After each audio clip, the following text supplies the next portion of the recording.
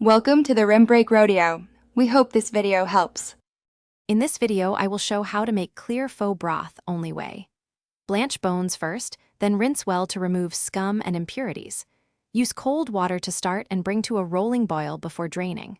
Roast and char aromatics separately, then add to a gentle simmer. Maintain low heat and skim sparingly to avoid cloudiness. Strain through fine mesh and rest, then season carefully to preserve clarity. Roasting aromatics is crucial for a clean, bright faux broth. Char ginger and onions until they show light blackening to add depth without bitterness. Toast whole spices like star anise, cloves, and cinnamon until fragrant, watching closely to avoid burning.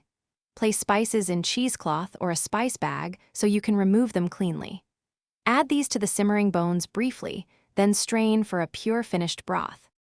If you're finding this helpful, please subscribe and like to support the channel.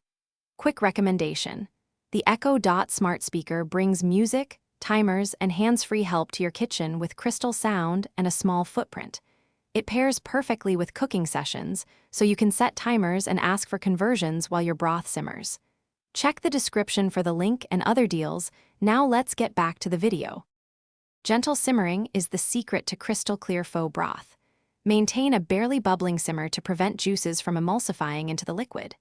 Skim foam and fat early on, then allow the broth to settle and skim only when needed.